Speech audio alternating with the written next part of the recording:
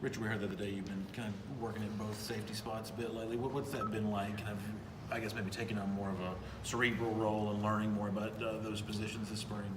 It's been a great experience being able to open my mind to a new position, expanding my role on this team. I see it as a great challenge, and every day I put forward the work to be able to help the team and just learning that new position. So I really have fun learning that spot. How much have you put on in the offseason? It looks like you've been more physical since the Sugar Bowl, maybe the effort to beef up the tackling or strength. What have you done in that? Oh, yeah, definitely. That was a point of emphasis doing off-season training. Try to put on at least 15 pounds. So since January, I have put on 12 to 15, and just keeping them both. Being able to be more physical at the point of attack and tackling. Going back to my fundamentals. Basic tackling, being able to help the team, because that's the main reason why. Can you tell a difference? I mean, we see those hitting drill videos. Can you tell a difference when you bring it now? Oh yeah, I definitely feel better. I feel more confident in my strength and things like that, because I feel that I put in a lot of work to be able to change that problem that I had last year. Richard, Kirby, hadn't been shy about challenging you. I mean, he's always challenged you, and he was talking about you the other day about wanting you to be better with your assignments and things like that. Where are you at in that regard? And how does a guy like you respond to being challenged like that? Oh yeah, as far as that, I just I take on the challenge. I love taking on the challenge. Every day is something that I need to learn, no matter what position that I'm in. If I run out of things to learn, I won't be a great football player, because every day you should try to do something, better as a person. And I just take that as a, stepping stone to be able to listen to criticism, listen to my coaching, because I know at the end of the day, it's going to help me and it's going to help my team.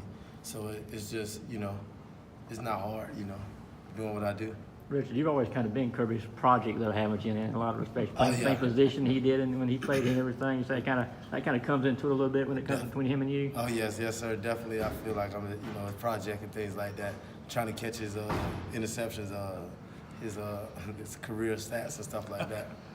I know you've talked about this before, but I'm sure it's probably a better thing to have him talking about you publicly and pushing you on, as opposed to ignoring you, not paying any attention to you whatsoever, right? Oh, yeah, definitely. When that happens, when somebody ignores you, you're not in a really good spot. So I see that as, coach still, give me a chance and working forward with me. And I try my best to, to do more and, be able to help the team. Did you anticipate, JR maybe moving on, and that you kind of taking over some of that secondary captain kind of role this year? And the second side of that is obviously he didn't. I assume the two of you have worked together pretty closely, so that's probably a pretty comfortable fit. Oh yeah, definitely. I didn't really, think that he was going to leave or nothing like that. I didn't have no, worries about that. I just knew if he did leave, that I have to, step my role up on that back end, like you said, being able to, help the young guys. We got a lot of new people coming in, and a lot of people that left last year with a lot of experience and Dre and things like that. So I just knew I had to step it up regardless if he was leaving or not, which I have. This off-season tried to be more, vocal with the guys in the room, because I was definitely in a lot of those guys' spot, that's coming in the new, in the spring of 2016. So I definitely feel what they're going through. Is it hard to balance the thing of, I want to be a leader to the younger safeties, but I've also got to beat those guys out and make sure I hold on to the starting job? How do you strike the balance between those two things? Oh man, I don't see it as a competition. I know, whoever plays the best is gonna be on the field, and that's how it should be. So I come out there and I give those guys as much knowledge as I could. I never hold out nothing, against those guys and nothing like that. But I'm also gonna work hard and show them as a leader how to work diligently and lead by, example. What's been, we talked to Michael Barnett, I think, on the first day of spring, and he said he was impressed with Lewis, his work ethic and those things. What's been your impression of Lewis and kind of bringing him along? He's definitely, he's a guy that listens more than he talks, so that's always a good thing. He learns quick. He's also learning two positions, just like me, so we really, going through the same things, and we walk through and we do drills and stuff like that. I sit there and I talk to him and tell him, such and such and this, and, help him out, because he's a great guy. you know, he gives all his effort that he has. He's smart. He's got a lot of range as a safety, and he's able to come up and hit. So that's definitely something that we can use here at Georgia. You mentioned that range, but then you also kind of look at him, and he's kind of one of the bigger dudes in that group too. Right. I mean, how does that help you? You know, as a guy who's kind of made your bread on being able to be everywhere and Right. cover a lot of ground. How helpful is it to have both of those things, that size and that range? Oh yeah, that's definitely a big bonus, and the gifts and tools that he has. Once he's able to grasp all the concepts that we got here, he's gonna be an awesome player. So I see a lot of him, me and him, when I see him out there. As a guy that just came in as a raw talent and just being able to tune all those techniques and things in. He's gonna be a great guy here. You mentioned a little bit earlier about wanting to be a better tackler. How much of that is about the physical thing of I got to be strong so I can drag guys to the ground? How much of that is about being in the right place or more of a mental part of it? What is the breakdown in terms of how you get better at that? Definitely practicing it. Being able to make open field tackles and things like that. Last year we weren't defensively, the best at times, and so my missed tackles also hurt the team, and I took that very personal.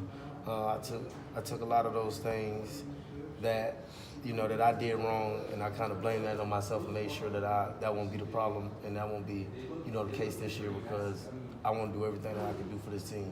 And as a guy that's been here going on my third year, I had to step up to the plate, and I had to also put my a lot of things to the side and focus on football, because ideally football and schools are two things that I'm here for. So if I'm not focusing on those two things, there's not much I can, I should be here doing. And so I just, took this off season to just definitely focus on bulking up, being able to be in the right spot and keep my speed and my size up, because this game is played by fast, big people. Kirby's had a lot of recruiting wins since you've been here, but if memory serves, you were his first commit. How much pride do you take in knowing that you kind of got something started that to this day continues with great recruiting success? You're kind of the first guy to believe in this program under him. Is that something that you even ever think about? I definitely think about that at times. More I think of that whenever I'm performing and things like that, viewing my performance. Because not only I want to make my family proud, I want to make Coach Smart proud, and I also want to do everything that I could for this team, because those guys laid all on the line for me. And so when I see the ball coming at me and things like that, I have to be able to do my job, because everybody's counting on me, just like I'm counting on them. Let me ask you about, pardon me, just a complete opposite of kind of your career track as a guy like Justin Young. And here he is, a fifth-year senior. He's working with the ones right now. He hadn't worked with the ones his whole career. What's your view of just a guy like that? I know you respect him as a leader in the locker room and all that kind of stuff. Definitely, JY is, a walking testimony. All the things that could have went wrong as far as injuries, things out of his control. It happened to him, and for a guy to still be here swinging at it, still chomping at the bit, trying to get what he could, and now all that hard work, has paid off. Now look where he is now, because it's not, sometimes things out of your control, but you got to just keep on working, when life throws obstacles at you. That's something that I can honestly say that I look up to him for, because he never quit on himself. Coaches never quit on him, and as he worked and got better and got healthier, look where he is now. Back to 100% of playing good football.